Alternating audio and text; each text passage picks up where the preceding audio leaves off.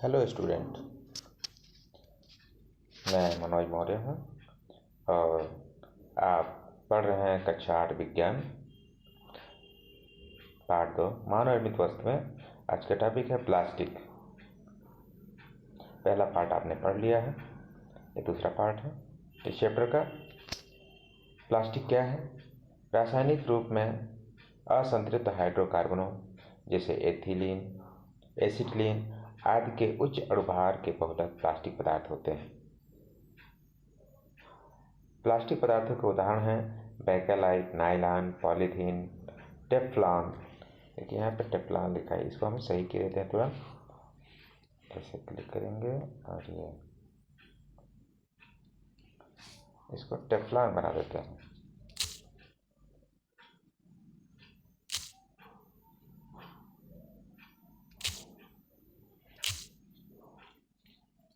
ठीक, ओके, हो गया।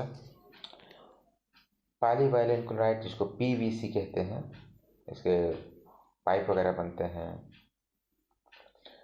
ये उदाहरण है। कुछ प्लास्टिक की वस्तुओं को गर्म करने पर वे तुरंत पिघल जाते हैं, जबकि कुछ पर ऊष्मा का प्रभाव कम पड़ता है। जैसे प्लास्टिक की बाल्टी ऊष्मा पाने पर पिघलने लगती है, जबकि कुकर की हैंडल आसानी से नहीं पिघलती। इस प्रकार प्लास्टिक की कठोरता एवं गलनांक के आधार पर इन्हें दो भागों में बांटा जा सकता है। पहला कहलाएगा थर्मोप्लास्टिक। तो थर्मोप्लास्टिक जो होता है, इनको गर्म करेंगे तो मुलायम हो जाएंगे और जब ठंडा करेंगे तब कड़े हो जाएंगे। इस क्रिया को बार बार दोहराई जा सकती है, इस कारण थर्मोप्लास्टिक को पुनः चक्रण करके इसका उपयोग किया जा सकता है। इसके उदाहरण पॉलीथीन, पॉलीविनाइल क्लोराइड, पीवीसी आदि ये थर्मोप्लास्टिक के उदाहरण हैं। और दूसरा है थर्मोसेटिंग।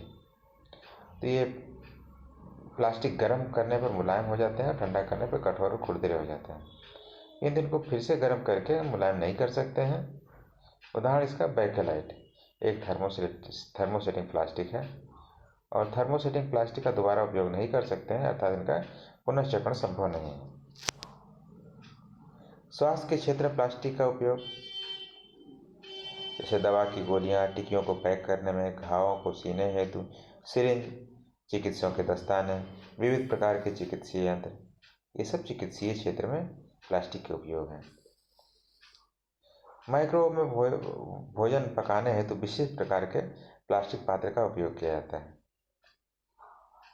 माइक्रोवेव ओवन में ऊष्मा खाद्य पदार्थ को पका देती है, परंतु प्लास्टिक पात्र को प्रभावित नहीं करती है। ये प्लास्टिक के पात्र टेफ्लॉन नाम के विशेष प्लास्टिक द्वारा बनते हैं। इस पर तेल और जल नहीं चिपकता है और यह भोजन को पकाने के पात्रों पर न चिपकने वाले परत के रूप में काम आता है। प्लास्टिक और पर्यावरण। जब हम बाजार जाते हैं तो हमें प्लास्टिक तथा पॉलीथीन थैली में लिपटी हुई वस्तुएं मिलती हैं। यह एक कारण है कि हमारे घरों में प्लास्टिक का कचरा इकट्ठा होता रहता है, फिर यह प्लास्टिक कूड़ेदान में चला जाता है। प्लास्टिक का निस्तारण एक प्रकार की समस्या है। कैसी समस्या है? कुछ पदार्थ ऐसे होते हैं जो प्राकृतिक प्रक्रिया द्वारा, जैसे जीवाणु की क्रिया द्वारा अपघटित हो जाते हैं, तो ऐसे पदार्थ जैव निम्नीकरणीय पदार्थ कहलाते हैं। इसका उदाहरण हो सकता है सब्जी के छिलके, भोजन का अवशेष, क्योंकि ये कुछ दिन में अपघटित होकर मिट्टी में बदल जाते हैं। लेकिन कुछ पदार्थ ऐसे हैं जो प्राकृतिक प्रक्रियाओं द्वारा सरलता से विघटित नहीं होता है, वे जैव अनिम्नीकरणीय कहलाते हैं, जैसे प्लास्टिक, पॉलीथीन। तो यहाँ पे कुछ उदाहरण टेबल में दिए हुए हैं। प्लास्टिक के प्रकार हैं जैसे सब्जी और फलों के छिलके, तो इनको अपघटित होने में लगभग 1 से 2 सप्ताह लगता है। ठीक है, तो इसलिए ये जैव निम्नीकरणीय पदार्थ है। कागज जो है, इसको अपघटित होने में 10 से 30 दिन लगता है। सूती कपड़ा है, इसको अपघटित होने में 2 से 5 माह लगता है। लकड़ी है, इसको अपघटित होने में 10 से 15 साल लगते हैं। ऊनी वस्त्र हैं, ये लगभग 1 वर्ष में अपघटित हो जाते हैं। तो ये जो लोग हैं, ये जैव निम्नीकरणीय की श्रेणी में आते हैं।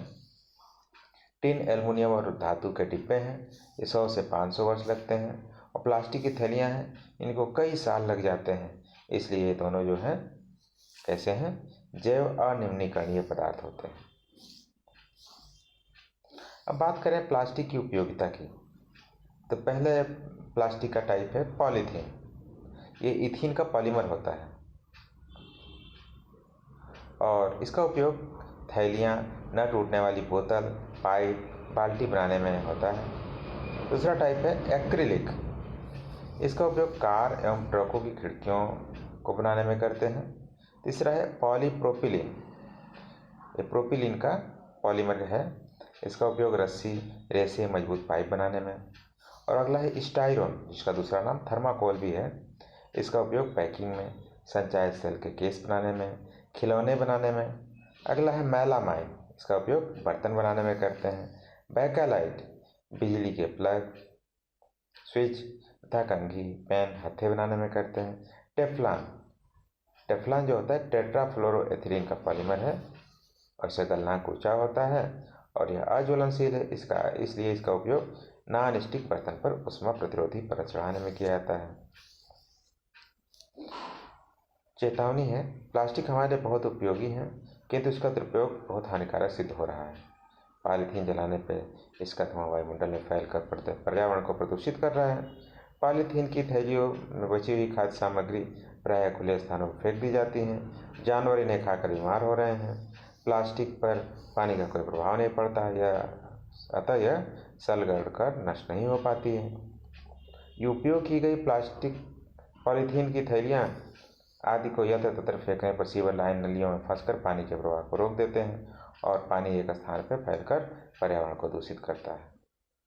अतः पर्यावरण को दूषित होने से बचाने के लिए पॉलीथीन का सही उपयोग कर इसके दुरुपयोग को रोकना हम सभी का कर्तव्य है। चलिए मित्रों, हम आज के टॉपिक को यहीं रोकते हैं। फिर इस चैप्टर के अगले पार्ट को हम लेके आएंगे। धन्यवाद।